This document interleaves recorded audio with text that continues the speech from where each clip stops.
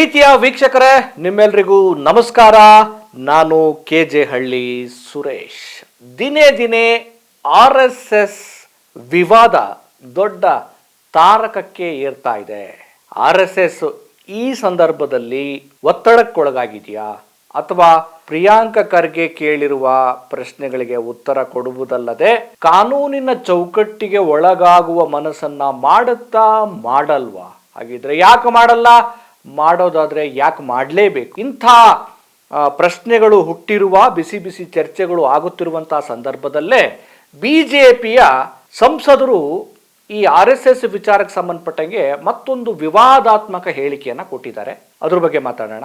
ಈಗ ರಮೇಶ್ ಜಿಗಜಿಣಗಿ ಅವರು ಹೇಳ್ತಿದ್ದಾರೆ, ನೋಡ್ರಿ, RSS ತಂಟೆಗೆ ಬಂದವರು ಯಾರೂ ಉಳಿದಿಲ್ಲ. RSS ತಂಟೆಗೆ ಬಂದವರು ಯಾರೂ ಉಳಿದಿಲ್ಲ. ಮತ್ತೊಂದು ಸ್ಟೇಟ್ಮೆಂಟ್ ಕೊಟ್ಟಿದ್ದಾರೆ, ಅದ್ರ ಬಗ್ಗೆ ಹೇಳ್ತೀನಿ. ಪ್ರಿಯಾಂಕ ಖರ್ಗೆ ಅವರೇ, RSS ತಂಟೆಗೆ ಬಂದವರು ಯಾರೂ ಉಳಿದಿಲ್ಲ.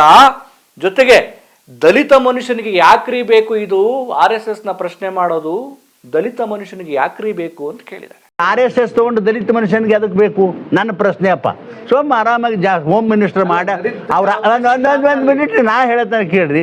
ಅವ್ರ ಅಪ್ಪ ಕಾಂಗ್ರೆಸ್ನಾಗ ದುಡ್ದದನ್ನ ಕಾರಣಕ್ಕೆ ಅವನಿಗೆ ವ್ಯವಸ್ಥೆ ಮಾಡ್ಯಾರ. ಚಂದಾಗಿ ಹೆಸರು ಗಳಿಸ್ಬೇಕಿಲ್ಲ, ಜನರು ಕೆಲಸ ಮಾಡಿ. ಈ RSS ಇಂದ ಗಂಟು ಬಿದ್ದ ಅಂದ್ರೆ ಅವೇನು ಸರ್ವೈ ಆಗೋದಿಲ್ಲ. ನಮಸ್ಕಾರ, ನಡಿ. ನನಗೆ ಅರ್ಥ ಆಗ್ತಾ ಇಲ್ಲ. ಅಂದ್ರೆ ಪಟ್ಟಭದ್ರ ವ್ಯವಸ್ಥೆಯನ್ನ ಯಾರೂ ಪ್ರಶ್ನೆ ಮಾಡಬಾರ್ದು, ಸ್ಥಾಪಿತ ವ್ಯವಸ್ಥೆಯನ್ನ ಯಾರೂ ಪ್ರಶ್ನೆ ಮಾಡಬಾರ್ದು. ಅದೇ ಅಲ್ವಾ ಮನುವಾದಿ ಮನಸ್ಥಿತಿ ಹೇಳೋದು? ಅದನ್ನೇ ಅಲ್ವಾ? ಈ ದೇಶದಲ್ಲಿ ಬದಲಾವಣೆಗೆ ಆದ್ಯತೆನೆ ಕೊಡದೆ ಒಂದು ದೊಡ್ಡ ಬಲಿಷ್ಠ ಶಕ್ತಿಯಾಗಿ ಸಣ್ಣ ಸಣ್ಣ ಸಮುದಾಯಗಳ ಮೇಲೆ ಆಕ್ರಮಣ ನಡೀತಾ ಇತ್ತಲ್ಲ, ತಲಾಂತರ ವರ್ಷಗಳಿಂದ, 2000 ವರ್ಷಗಳಿಂದ ನಡೀತಲ್ಲ. ಈಗಲೂ ಅದೇ ಮುಂದುವರಿಬೇಕಾ? ರಮೇಶ್ ಜಿಗಜಿಣಗಿ ಬಿಜೆಪಿಯ ಸಂಸದ. KS ಈಶ್ವರಪ್ಪನವರು ಅವರು ಕೂಡ ಮೋಹನ್ ಭಾಗವತ್ ಅವ್ರನ್ನ ಪ್ರಶ್ನೆ ಮಾಡ್ತಿರಲ್ರಿ ಅಂತ ಹೇಳಿದ್ರು.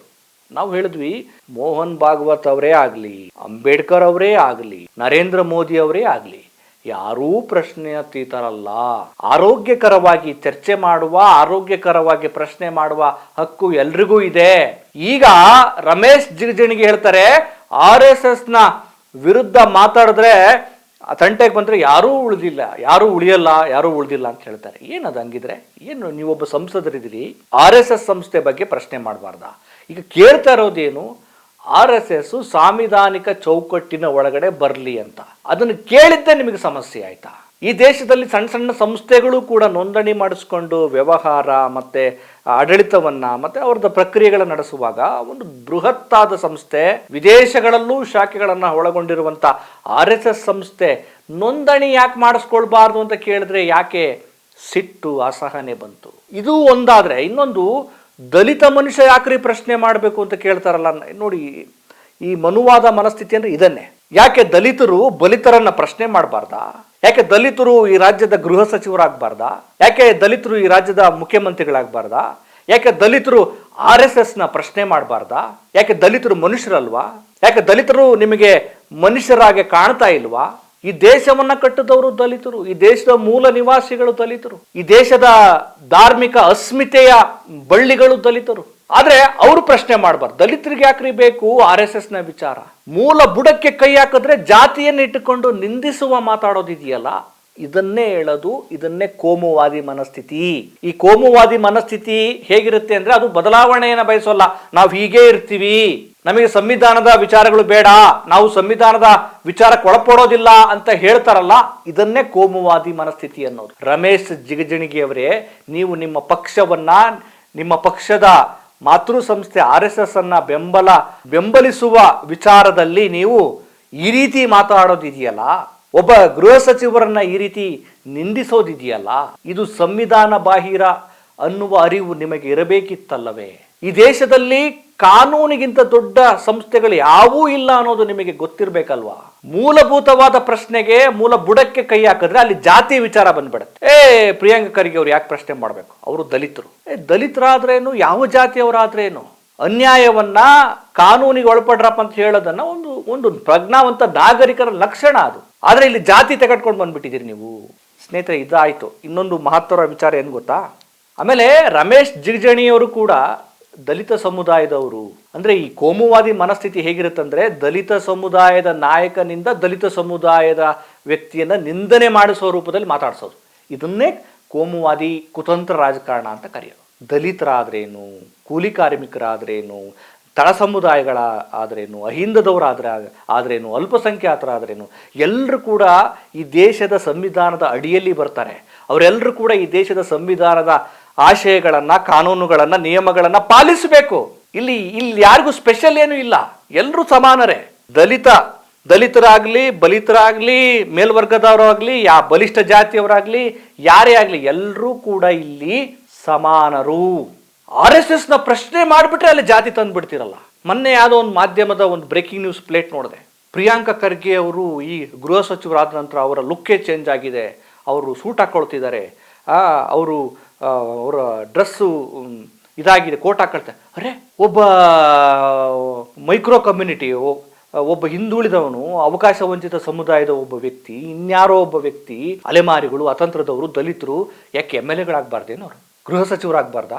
ಒಳ್ಳೆ ಬಟ್ಟೆ ಹಾಕೋಬಾರ್ದಾ? ಈ ದೇಶದಲ್ಲಿ ನಾವು ನೋಡಿದೀವಿ. ಕುದುರೆ ಹತ್ತಿದ ಅಂತೇಳಿ ಕೊಲೆ ಮಾಡಿರುವಂತ ದೊಡ್ಡ ದೊಡ್ಡ ಮನುವಾದಿ ಮನಸ್ಥಿತಿಯವರು ದಲಿತ ಒಬ್ಬ ಕುದುರೆ ಹತ್ಕೊಂಡ, ಅವನು ಮದುವೆ ಆದ, ಅವನು ಮೀಸೆ ಬಿಟ್ಟ ಅನ್ನೋ ಕಾರಣಕ್ಕೋಸ್ಕರ ಕೊಲೆ ಮಾಡಿರೋ ಉದಾಹರಣೆಗಳಿದಾವೆ. ಅಂದ್ರೆ ದಲಿತರು ಬದಲಾವಣೆ ಆಗಬಾರ್ದು, ಮೇಲ್ಸ್ಥಾನಕ್ಕೆ ಹೋಗ್ಬಾರ್ದು, ಅವ್ರು ಹಂಗೆ ಇರಬೇಕು. ಮತ್ತೆ ಅವ್ರು ಪ್ರಶ್ನೆ ಮಾಡಬಾರ್ದು.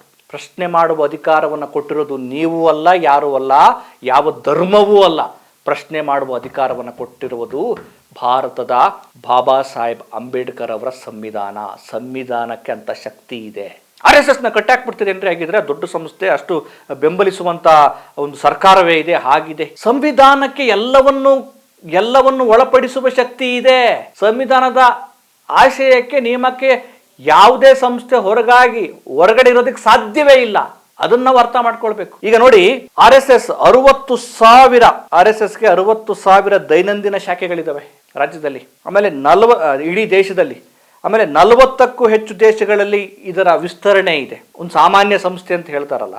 ಆಮೇಲೆ ವಿದೇಶಗಳಲ್ಲಿ 1000ಕ್ಕೂ ಹೆಚ್ಚು ಹಿಂದೂ ಸ್ವಯಂ ಸೇವಕ ಸಂಘ ಇದೆ, HSS ವಿದೇಶಗಳಲ್ಲಿ. ಆಮೇಲೆ ಅಮೇರಿಕಾ, ಬ್ರಿಟನ್, ಕೆನಡಾ, ಆಸ್ಟ್ರೇಲಿಯಾ, ಈ ದೇಶಗಳಲ್ಲಿ HSS ಬಲಿಷ್ಠವಾಗಿದೆ.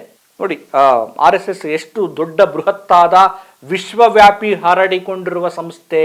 ಜೊತೆಗೆ ಈ ಸಂಘಟನೆಯು ವಿದೇಶಗಳಲ್ಲಿ ಚಾರಿಟಬಲ್ ಮತ್ತು ಸಾಂಸ್ಕೃತಿಕ ಸಂಸ್ಥೆಯಾಗಿ ಅಧಿಕೃತವಾಗಿ ನೋಂದಣಿ ಮಾಡಿಸಿಕೊಂಡಿದೆ. ವಿದೇಶಗಳಲ್ಲಿ ಚಾರಿಟಬಲ್ ಮತ್ತು ಸಾಂಸ್ಕೃತಿಕ ಸಂಸ್ಥೆ. ವಿದೇಶಗಳಲ್ಲಿ HSS ನ ನೋಂದಣಿ ಮಾಡಿಸ್ತೀರಾ, ನಮ್ಮ ದೇಶದಲ್ಲಿ ನೋಂದಣಿ ಮಾಡಿಸಿ ಸ್ವಾಮಿ ಅಂತ ಕೇಳಿದ್ರೆ ಸಿಟ್ಟು ಬಂದ್ಬಿಡುತ್ತೆ, ಅಸಹನೆ ಬಂದ್ಬಿಡುತ್ತೆ, ಅಲ್ಲಿ ಜಾತಿ ಬಂದ್ಬಿಡುತ್ತೆ, ಅಲ್ಲಿ ಕೋಮುವಾದಿತನ ಬಂದ್ಬಿಡುತ್ತೆ, ಅಲ್ಲಿ ಮನುವಾದಿತನ ಬಂದ್ಬಿಡುತ್ತೆ. ವಿದೇಶಗಳಲ್ಲಿ ಕಾನೂನು ತುಂಬಾ ಸ್ಟ್ರಿಕ್ಟ್ ಆಗಿದೆ, ಅಲ್ಲಿ ಪಾಲನೆ ಆಗಬೇಕು. ನಮ್ಮ ದೇಶದಲ್ಲೂ ಕಾನೂನು ಸ್ಟ್ರಿಕ್ಟ್ ಆಗಿದೆ, ಆದರೆ ಯಾರೂ ಕೇಳಿರಲಿಲ್ಲ ಇದುವರೆಗೂ, ಸುಮ್ಮನೆ ಬಿಟ್ಬಿಟ್ಟಿದ್ರು. ಇದುವರೆಗೂ ಹಿಂಗೆ ಸುಮ್ಮನೆ ಬಿಟ್ಟಿದ್ದೆ ತಪ್ಪಾಯ್ತು. ಅಯ್ಯೋ, ಎಲ್ಲರಿಗೂ ಒಂದೇ ಕಾನೂನು, ಈಗ ಕೇಳ್ತಾ ಇದ್ದಾರೆ ಒಳಪಡಿ. ಆಮೇಲೆ ವಿದೇಶಿ ಶಾಖೆಗಳ ಮೂಲಕ ಅನಿವಾಸಿ ಭಾರತೀಯರು NRIS ಡಾಲರ್ಗಳಲ್ಲಿ ದೇಣಿಗೆಯನ್ನು ಕೊಡ್ತಾ ಇದ್ದಾರೆ.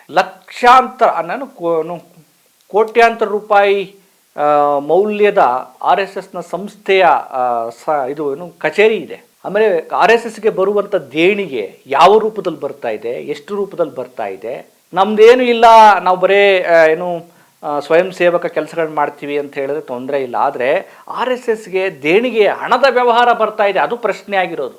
ಈಗ ಒಂದು ಸಂಸ್ಥೆ, ಈಗ RSS ನಮ್ಮದು ರಾಷ್ಟ್ರೀಯತೆ, ನಮ್ಮದು ದೇಶಭಕ್ತಿ, ನಮ್ಮದು ಸಮಾಜ ಸೇವಾ ಮನೋಭಾವ ಅಂತೇಳಿ ಬಹಳ ಎಲ್ಲ ಕಡೆ ಹೇಳ್ಕೊಂಡು ಪ್ರತಿಬಿಂಬಿಸ್ಕೊಳ್ತಾ ಇದೆಯಲ್ಲ RSS. ಈಗ RSS ಜನರ ನಂಬಿಕೆಯನ್ನ, ವಿಶ್ವಾಸಾರ್ಹತೆಯನ್ನು ಉಳಿಸ್ಕೊಳ್ಬೇಕು ಅಂತ ಅನ್ನೋದೇ ಆದರೆ, ಆಯ್ತು ಕಣ್ರಿ, ಆಯ್ತು ನೀವು ಅಷ್ಟೊಂದು ಪ್ರಶ್ನೆ ಮಾಡ್ತಿದ್ದೀರಲ್ಲ, ಆಯ್ತಪ್ಪ ನಾವು ನೋಂದಣಿ ಮಾಡಿಸ್ಕೊಳ್ತೀವಿ, ಅದೇನು ದಾಖಲೆ ಬೇಕು, ಅದೇನು ಬೇಕು ನಾವು ಮಾಡಿಸ್ಕೊಳ್ತೀವಿ, ನಮಗೇನು ಅಭ್ಯಂತರ ಇಲ್ಲ ಅಂತ ಹೇಳೋದಕ್ಕೆ ಯಾಕೆ ಧೈರ್ಯ ಮಾಡ್ತಾ ಇಲ್ಲ? ದೇಶಭಕ್ತಿ ಅಂದ್ರೆ ಈ ದೇಶದ ಕಾನೂನಿನ ವ್ಯಾಪ್ತಿಗೆ ಒಳಪಡೋದು. ಸಮಾಜ ಸೇವಾ ಅಂತಂದ್ರೆ ನೀವು ಈ ದೇಶದ ಕಾನೂನಿನ ವ್ಯಾಪ್ತಿಗೆ ಒಳಪಟ್ಟು ಸಮಾಜ ಸೇವೆ ಮಾಡಿ, ಮತ್ತು ಆ ಸಮಾಜ ಸೇವೆಗೆ ಹರಿದು ಬರುತ್ತಿರುವ ಹಣದ ಮಾಹಿತಿಯನ್ನು ಕೊಡೋದು ಕೂಡ ದೇಶಭಕ್ತಿ. ಹೀಗಿರುವಾಗ ನೀವು ವಿದೇಶಗಳಲ್ಲಿ ನೋಂದಣಿ ಆಗ್ತೀರಿ, ವಿದೇಶಗಳಲ್ಲಿ ನಿಮ್ಮ ಸಂಸ್ಥೆ ಬಲಿಷ್ಠವಾಗಿದೆ, 100 ಕೋಟಿ ದುಡ್ಡು ಬರ್ತಾ ಇದೆ ಅನ್ನುವಂಥ ಆರೋಪಗಳಿದ್ದಾವೆ. ಇರುವಾಗ ಅದನ್ನು ಹೇಳಿ, ನೋಂದಣಿ ಆಗೋದಿಲ್ಲ ಅಂತಂದ್ರೆ ಅದು ಹೊಣೆಗಾರಿಕೆಯಿಂದ ತಪ್ಪಿಸಿಕೊಳ್ಳುವುದು, ಮತ್ತೆ ಜನರ ವಿಶ್ವಾಸಾರ್ಹತೆಯನ್ನು ಗಳಿಸ್ಕೊಳ್ಳೋದಕ್ಕೆ ನೀವು ಯೋಗ್ಯರಾಗೋದಿಲ್ಲ. ಅವಾಗ ಜನ ನಿಮ್ಮ ಮೇಲೆ ಅನುಮಾನ ಇಟ್ಟಿರ್ತಾರೆ.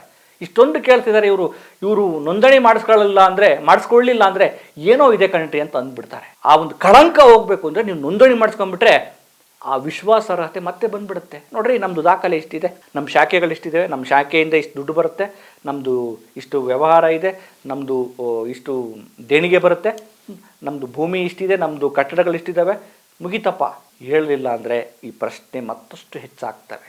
RSS ಅನ್ನು ಬೆಂಬಲಿಸುವ ಸಲುವಾಗಿ BJPಯಲ್ಲಿರುವ BJPಯ ನಾಯಕರುಗಳು ಮತ್ತು ಒಂದಷ್ಟು ಲೀಡರ್ಗಳಿದಾರಲ್ಲ, ನೀವು RSSನ ಬೆಂಬಲಿಸುವ ಬರದಲ್ಲಿ ನಿಂದನೆ ಮಾಡುವ ವಿಚಾರ ಇದೆಯಲ್ಲ, ಅಲ್ಲಿ ಜಾತಿಯನ್ನು ತರೋದಿದೆಯಲ್ಲ, ಒಂದು ಸಮುದಾಯವನ್ನು ಅವಹೇಳನ ಮಾಡೋದಿದೆಯಲ್ಲ, ಒಬ್ಬ ವ್ಯಕ್ತಿಯನ್ನು ನಿಂದಿಸೋದಿದೆಯಲ್ಲ, ಅವ್ರಿಗೇನ್ರಿ ಗೊತ್ತು, ಅವ್ರು ಯಾಕ್ರಿ ಕೇಳಬೇಕು, ದಲಿತರು ಯಾಕ್ರಿ ಪ್ರಶ್ನೆ ಮಾಡಬೇಕು ಅನ್ನೋದಿದೆಯಲ್ಲ, ಇದು ಕೂಡ ಅಪರಾಧವೇ. ಹಿಂಗೆ ಒಂದು ಸಂಸ್ಥೆಯನ್ನು ಸಮರ್ಥನೆ ಮಾಡಿಕೊಳ್ಳೋ ಸಲುವಾಗಿ ಇನ್ನೊಂದಷ್ಟು ತಪ್ಪುಗಳನ್ನು ಅಧ್ವಾನಗಳನ್ನು ಮಾಡ್ತಾ ಹೋದರೆ ಜನ ನಿಮ್ಮನ್ನು ನಂಬೋದಿಲ್ಲ, ನಿಮ್ಮ ಮೇಲಿನ ನಂಬಿಕೆಯನ್ನು ಕಳ್ಕೊಳ್ತಾರೆ, ನೀವು ಜನರ ಮೇಲಿನ ನಂಬಿಕೆಯನ್ನು ಕಳ್ಕೊತೀರಿ. ಹಾಗಾಗಿ RSSನ ತಂಟೆಗೆ ಬಂದವರು ಯಾರೂ ಉಳಿಯಲ್ಲ ಅನ್ನೋದಲ್ಲ. RSSನ ತಂಟೆಗೆ ಯಾರೂ ಬಂದಿಲ್ಲ. RSS ನಮ್ಮ ದೇಶದ ನಮ್ಮ ಹೆಮ್ಮೆಯ RSS ಸಂವಿಧಾನದ ಚೌಕಟ್ಟಿಗೆ ಒಳಪಡಲಿ ಅಂತ ಹೇಳ್ತಿದ್ದೀವಿ. ಇಲ್ಲಿ ಯಾರು ಉಳಿಯೋದು ಅಥವಾ ಉಳಿದಿರೋ ಪ್ರಶ್ನೆ ಅಲ್ಲ, ಸಂವಿಧಾನದ ಚೌಕಟ್ಟಿಗೆ ಒಳಪಡಲಿ ಅನ್ನೋದು ಅಷ್ಟೇ ಕೇಳ್ತಾ ಇರೋದು. ಆ ಕೆಲಸವನ್ನು RSS ಮಾಡುತ್ತಾ? ನೋಡೋಣ. ನಮಸ್ಕಾರ.